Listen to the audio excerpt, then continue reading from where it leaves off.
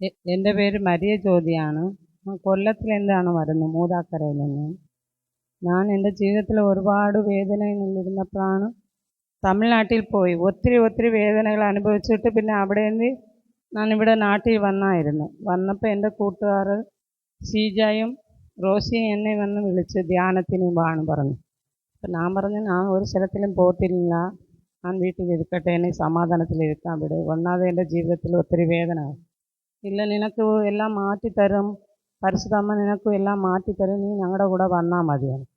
അങ്ങനെ നവംബർ 7-ാം തീയതി ഇവിടെ ഞങ്ങൾ ധ്യാനത്തിൽ വന്നു. ധ്യാനത്തിൽ വന്നപ്പോൾ ആദ്യം ഇവിടുത്തെ ഇത് ഞങ്ങൾക്കൊന്നും അറിയത്തില്ല. ഞങ്ങൾ ഇടിച്ചു മുട്ടി വീഴും, അവിടെ പോയി വീഴും, ഇവിടെ പോയി വീഴും. അപ്പം ഈ ഹാളല്ല, ഒരു കുഞ്ഞു ഹാളാണ്.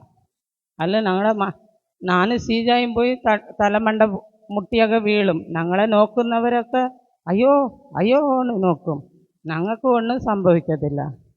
അങ്ങനെ ഞങ്ങൾ ഒത്തിരി അതിലാണ് എനിക്ക് ഈ സാരി മാതാവ് ഈ ഫോട്ടോ കാട്ടിയപ്പോൾ സാരി മാതാവ് എന്നിലോട് വന്നു. സാരി മാതാവ് കണ്ടു.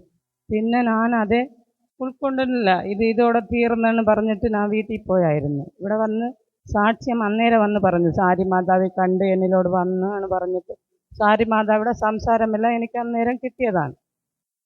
വീട്ടിൽ ചെന്നിട്ടിരുന്നിട്ട് എൻ്റെ കൂട്ടുകാർ റോസി വിളിക്കുമ്പോൾ അവളോട് സംസാരിക്കുമ്പോൾ എനിക്ക് ഈ കണ്ണുപൂട്ടി പ്രാർത്ഥിക്കുമ്പോൾ ഈ മാതാവിടെ ഭാഷകളെല്ലാം വരും. അങ്ങനെ ഭാഷാവരമൊക്കെ ഒത്തിരി വന്നായിരുന്നു. പാട്ട് തന്ന് ഈശോയെയും മാതാവിയും പുകഴ്ത്തി പാടുന്ന പാട്ട് സ്വർഗത്തിലുള്ള കിന്നാരമൊക്കെ തന്നായിരുന്നു. ആദ്യം ഒരു ഭാഷയും 2 ഭാഷയും ഒരു പാട്ടും കിട്ടിയായിരുന്നു.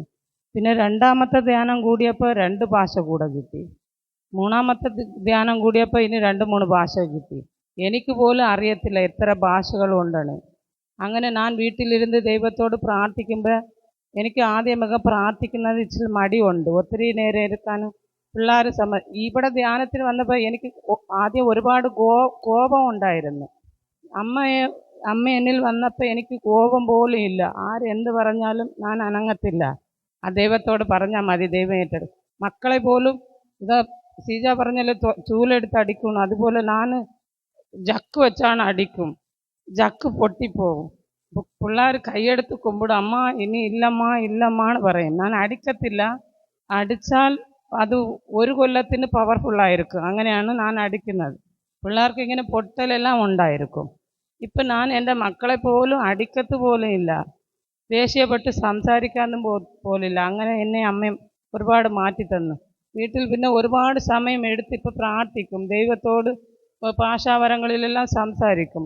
പിന്നെ സംസാരിച്ച് കഴിഞ്ഞ് ഏതെങ്കിലും കാര്യം ഉണ്ടോ പരിശുദ്ധാത്മാവ് എനിക്ക് പറഞ്ഞു തരും, ഉള്ളിൽ കയറി എനിക്ക് പറഞ്ഞു തരും. പിന്നെ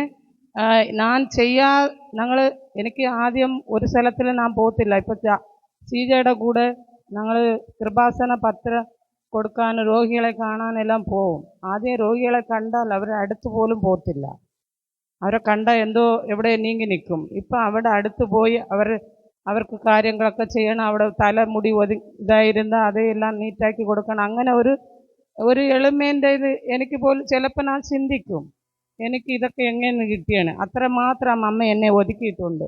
പിന്നെ എൻ്റെ പ്രശ്നങ്ങളിൽ വീട്ടിൽ തന്നെ ജീവിത പങ്കാളി ഞാനും മിണ്ടാതാണ് ഇരുന്നത്.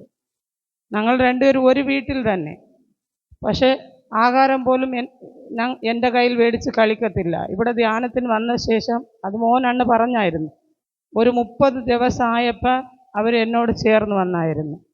പിന്നെ അതിന് ശേഷം കുറച്ച് പിള്ളേർ കൊന്ത പഠിക്കാൻ തുടങ്ങി. രത്തക്കണ്ണീരിൻ്റെ കൊന്ത പഠിക്കാൻ തുടങ്ങിയപ്പോൾ ഇച്ചിരി പൊട്ടലൊക്കെ വീട്ടിൽ പൊട്ടിത്തെറിപ്പൊക്കെ ഉണ്ടാവും. അപ്പം പിന്നെ മാതാവ് പറയും, അത് കുറച്ച് പൊട്ടിത്തെറിപ്പൊക്കെ ഉണ്ടാവും, നീ അനങ്ങാതിരുന്നാൽ മതിയെന്ന് പറയും. അങ്ങനെ ഞാനെന്ത് പിന്നെ അവർ സഹികെട്ട് വീട്ടിലുള്ള സാധനങ്ങളെല്ലാം എടുത്ത് നശിപ്പിക്കും. പിന്നെ എന്ത് ചെയ്താലും ഒന്നും ഇല്ലല്ലേന്ന് പറഞ്ഞിട്ട് പിന്നെ അവർ തന്നെ സ്വയം മാറി. പിന്നെ അമ്മ എങ്ങനെയെല്ലാം മാറ്റി തന്നതാണ്. ഞാൻ എല്ലാം അമ്മയോട് ഈശോയോട് സമർപ്പിച്ച് പ്രാർത്ഥിച്ച് എന്നെ പ്രാർത്ഥന പഠിക്കാൻ സമ്മതിക്കത്തില്ല. രാത്രി ഇരുന്ന് പ്രാർത്ഥന പഠിച്ചാൽ നീ പ്രാർത്ഥന ഒന്നും പഠിക്കണ്ട, നീ പോയി കിടന്ന് ഉറങ്ങ്. മുളിച്ചിരുന്ന് പ്രാർത്ഥന പഠിച്ചാൽ രോഗം വരും ആദ്യം.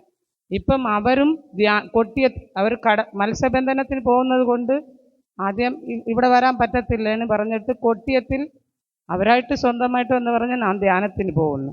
ശനി ഞായറും ധ്യാനത്തിന് പോയി. കഴിഞ്ഞ മാസം അവസാന ആഴ്ചയ്ക്ക് പോയിട്ട് വന്നിട്ട് പറയുന്നു, നമ്മൾ ഇന്ന് വീട്ടിൽ കുടുംബമായിട്ട് ചേർത്ത് കൊന്ത പഠിക്കണമെന്ന് പറഞ്ഞു. അങ്ങനെ ഏത് സമയമായാലും കൊന്ത പഠിക്കും. പിന്നെ ഈ പ്രശ്നങ്ങൾ നിമിത്തം ഇരുന്നപ്പോഴത്തെ വീട്ടിൽ ഒരു ബാക്സ് ഉണ്ട്. അതിലെപ്പോഴും കരോക്കെ എടുത്ത് സിനിമാ ഗാനങ്ങളാണ് പാടും. അങ്ങനെ പാടിക്കൊണ്ടിരുന്ന വ്യക്തി ഇപ്പം ഈശോയുടെ പാട്ടും അമ്മ മാതാവിയുടെ പാട്ടാണ് രാത്രി ഏത് കൊന്ത തീരുമ്പോൾ അതൊക്കെ സെറ്റാക്കി വെച്ചിട്ട് അത് പാടും. പാടി അങ്ങനെ കുറച്ച് നേരമൊക്കെ ഇരുന്നിട്ട് 12 മണി 11 മണി വരെ ഇരുന്ന് പിന്നെ സമയം ആവുന്നതാണ് പറഞ്ഞ് എന്നെ അധിക നേരം ഇരുന്നാൽ നിനക്ക് രോഗമാണെന്ന് പറഞ്ഞ വ്യക്തിയാണ്. സമയം നോക്കും. പിന്നെ ഇത് ഒരു പാട്ടും കൂടെ പാടി തീർന്നാലോ അങ്ങനെ കുറച്ച് പാടിയിരുന്നിട്ട് പിന്നെ സമയമാവുന്ന പണിക്ക് പോകണമെന്ന് പറഞ്ഞ് കിടന്നു ഉറങ്ങും. അത്ര മാത്രം അമ്മ മാതാവ് എല്ലാം ഒതുക്കി തന്നത്. അതുകൊണ്ട് അമ്മയ്ക്കും ഈശോയ്ക്കും ഒരുപാട് നന്ദി പറയുന്നു. രണ്ടു മൂന്ന് ധ്യാനങ്ങൾ കൂടി ശേഷം കർത്താവ് ഈ കുടുംബത്തിൽ ആദ്യ ധ്യാനത്തിൽ വന്നപ്പോൾ ഈ മകളുടെ കുടുംബത്തിന്റെ അവസ്ഥയാണ് പറഞ്ഞത് കേട്ടോ. അതിൽ നിന്നും കർത്താവ് എല്ലാം മാറ്റി പറഞ്ഞ് ജീവിത പങ്കാളിയായിട്ട് ബുദ്ധിമുട്ടുണ്ടായിരുന്നു. ഇപ്പൊ എല്ലാം ഒരുമിച്ച് വന്ന് ഒരുമിച്ച് പ്രാർത്ഥിച്ച് ഒരുമിച്ച് ഭക്ഷിച്ച് കിടക്കുന്ന കഴിഞ്ഞു പോകുന്ന ഒരു സ്വർഗീയ അനുഭവമുള്ള ഒരു കുടുംബമായി മാറി. Praise the Lord. നന്ദി പറഞ്ഞ് കരണ്ടിച്ച് മാത്രപ്പെടുത്തിയേ.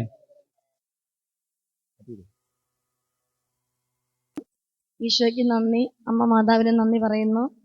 ഞാനിവിടെ 5ാമത്തെ ധ്യാനമാണ് എൻ്റെ കൂടാൻ വന്നത്. ആദ്യത്തെ ധ്യാനത്തിൽ തന്നെ വന്നപ്പോൾ ഒന്നും കിട്ടിയില്ല എന്നുള്ള വിഷമത്തിലായിരുന്നു പോയത്. 2ാമത്തെ ധ്യാനത്തിൽ വന്നപ്പോഴത്തേക്ക് നല്ല അഭിഷേകം കിട്ടാൻ തുടങ്ങി. അന്ന് ഞാൻ തീരുമാനിച്ചതാണ് 9 ധ്യാനം കൂടാനായിട്ട്. ഞങ്ങളുടെ 3 പേരായിട്ടാണ് ഞങ്ങളിവിടെ വന്നത്. ആ 3 പേരും തീരുമാനിച്ചു 9 ധ്യാനം കൂടിയിട്ട് ഞങ്ങൾ പോകുന്നുള്ളൂ. 3ാമത്തെ ധ്യാനത്തിലും എനിക്ക് ഭാഷാപരം കിട്ടിയായിരുന്നു. അതിനുശേഷം വ്യാഖ്യാനപരം കിട്ടി. പക്ഷെ അന്ന് എനിക്ക് വ്യാഖ്യാനം വെച്ച് അറിഞ്ഞുകൂടായിരുന്നു. ഞാൻ ചാൾസ് ബ്രദറിൻ്റെ അടുത്ത് പോയി. ബ്രദർ പ്രാർത്ഥിച്ചു. ഞാൻ തിരിച്ചിവിടെ വന്നു. അത് വ്യാഖ്യാനിച്ച് തരുന്നു, പരിശുദ്ധാത്മാവ് വ്യാഖ്യാനിച്ച് തരുന്നു. അത് നല്ലൊരു കൃപയാണ്. പിന്നെയെന്ന് പറഞ്ഞു കഴിഞ്ഞാൽ എൻ്റെ മോൻ SSLC പരീക്ഷ എഴുതിക്കൊണ്ടിരിക്കുകയാണ്. ഞാൻ രക്തക്കണ്ണീർ ജപമാല ചൊല്ലാൻ തുടങ്ങി. മോന് പരീക്ഷയാണെന്ന് പറഞ്ഞു. ജപമാല ചൊല്ലാൻ തുടങ്ങി. മാതാവേ, ഈ മോന് പഠിക്കുന്നത് മാത്രമേ ക്വസ്റ്റ്യൻ പേപ്പറിൽ വരാവൂ എന്ന് ഞാൻ ആഗ്രഹിച്ചിരുന്നു. 1ാമത്തെ പരീക്ഷ എഴുതി. ഫുൾ A+ ആണ് ഞാൻ പ്രതീക്ഷിക്കുന്നത്. എങ്കിലും 3/4% കിട്ടണം. അപ്പോൾ അവൻ ആദ്യത്തെ പരീക്ഷ എഴുതിക്കൊണ്ട് പറഞ്ഞു, അമ്മ ഞാൻ ഫുള്ളായിട്ട് എഴുതിയിട്ടുണ്ട്, പക്ഷേ കൊച്ചക്ഷരമായതുകൊണ്ട് ചിലപ്പോൾ പേപ്പർ വെട്ടാൻ സാധ്യതയുണ്ട്. ഇത് പരിശുദ്ധാത്മ ചെയ്യണം. 2ാമത് ഞാൻ ഇവിടെ ഇരുന്ന് പ്രാർത്ഥിച്ചു. മെനഞ്ഞാന്നൊരു പരീക്ഷ ഉണ്ടായിരുന്നു. അന്നും ഞാനും ഈശോയെ, ഞാനിവിടെ ധ്യാനത്തിനിരിക്കുവാണ്. എൻ്റെ മോൻ്റെ കൂടെ പരീക്ഷ ഹാളിലേക്ക് ഈശോയെ അമ്മ മാതാവും പോകണം. മാർക്ക് ഇടേണ്ടത് അമ്മ തന്നെ എൻ്റെ മോൻ്റെ പരീക്ഷ പേപ്പർ നോക്കണം. ഈശോ ആയിരിക്കണം മാർക്കിടണം എന്ന് ഭയങ്കര വിശ്വാസത്തോടെയാണ് ഞാൻ ഇവിടുന്ന് പ്രാർത്ഥിച്ചത്. അപ്പം ഇന്നലെ വിളിച്ചു. അവൻ മെനഞ്ഞാന്ന് വിളിച്ചു. അപ്പം പറഞ്ഞു എനിക്ക് പരീക്ഷ എളുപ്പമായിരുന്നു. അതുപോലെ ഇന്നലെ ഞാൻ പ്രാർത്ഥിച്ചു. അന്നേരവും രാത്രി വിളിച്ച് പറഞ്ഞു എനിക്ക് പരീക്ഷ എളുപ്പമാണ്. അതിനു മുമ്പ് ഞാൻ വന്നുടനെ തന്നെ ഈ ബക്കറ്റിനകത്ത് 2 പേപ്പർ കൊണ്ട് സാരി മാതാവിനും റോസാ മിസ്റ്റിക്ക് അമ്മയ്ക്കും ഇട്ട് ഈ പരീക്ഷ ഫുള്ള് മാർക്കാക്കി തരണേന്ന് പറഞ്ഞിട്ടുണ്ട്. എൻ്റെ മോനെ കൊണ്ട് സാക്ഷ്യം പറയിക്കാനും, അല്ലെങ്കിൽ മോൻ പറഞ്ഞില്ലെങ്കിൽ ഞാൻ തന്നെ വന്ന് പറയുന്നതായിരിക്കും. എനിക്ക് ഫുൾ മാർക്ക് നൽകി എൻ്റെ മോനെ അനുഗ്രഹിക്കും എന്നുള്ള വിശ്വാസം എനിക്കുണ്ട്. പിന്നെ ഓരോ തവണ ധ്യാനത്തിന് വരുമ്പോഴത്തേനും ഓരോ അഭിഷേകത്തിലാണ് ഞാൻ തിരിച്ചു പോകുന്നത്. വളരെ സന്തോഷമുണ്ട്. ഈ ധ്യാനത്തിൽ പങ്കെടുക്കാൻ പറ്റുന്നത് തന്നെ എനിക്ക് ഒരുപാട് തടസ്സങ്ങൾ നേരിട്ടാണ് ഞാൻ വരുന്നത് തന്നെ. ഞാൻ ആശാ വർക്കറാണ്. അപ്പോൾ ഇപ്പോഴെന്ന് പറഞ്ഞു കഴിഞ്ഞാൽ TV കുഷ്ഠരോഗത്തെക്കുറിച്ചുള്ള ഇത് സർവേ എടുക്കാൻ പോയി കഴിഞ്ഞാൽ രാവിലെ പോയി കഴിഞ്ഞ് കഴിഞ്ഞാൽ വൈകിട്ടേ ഞാൻ എത്താറുള്ളൂ. അപ്പോൾ ഇങ്ങനെ നേരത്തെ തരും. 1-ാം തീയതി തൊട്ട് വരെ 14-ാം തീയതി വരെ വേറൊരിടത്ത് നിങ്ങൾ പോകാൻ പാടില്ല, ഇങ്ങനെയാണ്. അങ്ങനെ കഴിഞ്ഞ ധ്യാനത്തിനും എനിക്ക് വരാൻ പറ്റത്തില്ല. ഞാൻ ജിൻസ് ബ്രദറിനെ വിളിച്ച് പ്രാർത്ഥിച്ചു. 2 ദിവസം കഴിഞ്ഞപ്പോഴത്തേന് ആ 14 ദിവസം അങ്ങ് മാറ്റി. കുഷ്ഠരോഗത്തുള്ള സർവ്വ ചെയ്യണ്ട. പിന്നെ വന്നത് ശൈലി ആപ്പാണ്. അങ്ങനെ ഈ പ്രാവശ്യം എനിക്ക് ഭയങ്കര വിഷമം ഉണ്ടായിരുന്നു. ക്യാൻസർ സർവേ ആയിരുന്നു. എൻ്റെ ഈശോയെ കുറച്ച് നേരത്തെ ആക്കി തരണേ. ഞാൻ 2 നേരം പോയി സർവേ എടുത്താലും കുഴപ്പമില്ല. അങ്ങനെ ഞാൻ പ്രാർത്ഥിച്ചു.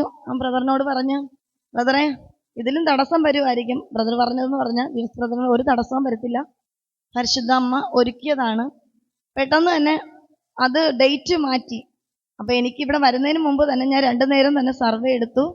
അതെല്ലാം ക്ലിയർ ചെയ്തിട്ടാണ് ഞാൻ വന്നത്. ഞാൻ അടുത്ത മാസത്തിന് വേണ്ടി നിങ്ങളെല്ലാവരും പ്രാർത്ഥിക്കണം. എന്നാൽ മാത്രമേ എനിക്ക് ഓരോ കാര്യങ്ങളാണ്. ഇപ്പം ജോലിഭാരം കൂടുതലാണ്. അന്നെന്ന് പറഞ്ഞാൽ ആശാവർക്കന്മാർക്ക് വലുതായിട്ടൊന്നും ചെയ്യണ്ട. ഇന്നെന്ന് പറഞ്ഞു കഴിഞ്ഞാൽ നേഴ്സുമാർ ചെയ്യേണ്ട ജോലികളെല്ലാം നമ്മുടെ തലയിൽ വെച്ച് കെട്ടിയിട്ടുണ്ട്. അപ്പോൾ പിന്നെ ഓരോ കാര്യങ്ങളും നമ്മൾ അപ്പം തന്നെ ഫോൺ ചെയ്യുമ്പോൾ പറഞ്ഞു കൊടുക്കണം. അതുകൊണ്ട് നിങ്ങളെല്ലാവരും എനിക്ക് വേണ്ടി പ്രാർത്ഥിക്കണം. എനിക്ക് കിട്ടിയ സ്ഥലമെന്ന് പറഞ്ഞു കഴിഞ്ഞാൽ 3 നില കെട്ടിടമാണ്. അത് മൊത്തം കയറി ഇറങ്ങി വേണം എനിക്ക് പോയി വന്ന് സർവേ എടുക്കാൻ. അതിൻ്റെ ബുദ്ധിമുട്ടുണ്ട്. എൻ്റെ ശരീരത്തിന് ആരോഗ്യമില്ലാത്ത പോലെയാണ്. എല്ലാവരും എനിക്ക് വേണ്ടി പ്രാർത്ഥിക്കണമെന്ന് നിങ്ങളോട് ഓരോ പ്രാർത്ഥനയിൽ ഓർക്കണമെന്ന് ഞാൻ നിങ്ങളോട് അപേക്ഷിക്കുന്നു. ദൈവം സമർത്ഥം. ഈ സഹോദരി ഒത്തിരി അനുഗ്രഹങ്ങൾ പ്രിയപ്പെട്ടവരെ ഓർക്കണ്ടോ. ആദ്യ ധ്യാനം കൂടിയപ്പം വലിയ കാര്യമായിട്ടൊന്നും കിട്ടിയായിട്ട് ഫീൽ ചെയ്തില്ല. പിന്നീട് പറഞ്ഞിരുന്നു, ഞാൻ എനിക്ക് കാണിച്ചു തന്ന സഹോദരിയെ പറ്റി. ഈ സഹോദരി എളിമയോടെ നിന്നാൽ ഈ സാരിമാതാനോ ഇല്ല ഉണ്ണീശോ പോലെ ഈ സഹോദരിനെ ഒരുക്കിയെടുക്കുമെന്ന് മാതാവ് പറഞ്ഞിട്ടുണ്ട്. എളിമയോടെ നിന്നാൽ. ഈ 9 ധ്യാനം കൊടുന്ന് പരിശുദ്ധ അമ്മ ഇവർക്ക് പറഞ്ഞു കൊടുത്തതാണ്. പ്രിയപ്പെട്ടവരെ, അങ്ങനെ പരിശുദ്ധ അമ്മ ബോധ്യം കൊടുത്ത് എളിമയോടെ വന്നാൽ ഓരോ ധ്യാനത്തോടെയും പുതിയ പുതിയ കൃപകൾ സ്വന്തമാക്കി കടന്നു പോകും. ഇന്ന് പലരും പരീക്ഷയാണെന്നും പറഞ്ഞാണ് പലരും ധ്യാനത്തിൽ വരാൻ പഠിച്ചിരിക്കണേ കേട്ടോ. ഈ മകളുടെ കൊച്ച് 10ാം ക്ലാസ്സിലാണ് പഠിക്കുന്നത്. എന്നിട്ടും മാതാവിന് പൂർണ്ണമായും ഈശോയ്ക്ക് സമർപ്പിച്ചിട്ട് ഇവിടെ ധ്യാനത്തിൽ വന്നു. ഞാൻ പറയും, ഈ മകൾ വീട്ടിലായിരുന്നേക്കാൾ ഭംഗിയായിട്ട് ആ മകൻ പോയി പഠിച്ച് പരീക്ഷ എഴുതി ഉജ്ജ്വല വിജയം ലഭിക്കുമെന്ന് എനിക്ക് ഉറപ്പാണ്. അല്ലേ എലിയ? ഒന്ന് നന്ദി പറഞ്ഞ് കണ്ടടിച്ച്. ഇത് യേശുവേ സ്തുതി, യേശുവേ സ്തോത്രം. എൻ്റെ പേര് ലീലാശങ്കി. ഞാൻ തിരുവനന്തപുരത്ത് നിന്ന് വരുന്നു. ഇതെൻ്റെ 4ാമത്തെ ധ്യാനമാണ്. ഇവിടെ ആരാധന സമയത്ത് പ്രാർത്ഥിച്ചുകൊണ്ടിരുന്നപ്പോൾ ദിവ്യകാരുണ്യത്തിൽ ഞാൻ ചുവന്ന മേലങ്കി അണിഞ്ഞ ഈശോയെ കാണാനിടയായി. കുറേ സമയം കഴിഞ്ഞു ജിൻസ് ബ്രദർ വിളിച്ച് പറഞ്ഞു, എൻ്റെ വീട്ടിൽ ഗേറ്റ് തുറന്നു ചുവന്ന മേലങ്കി അണിഞ്ഞ ഈശോ പോകുന്നതായി കണ്ടു.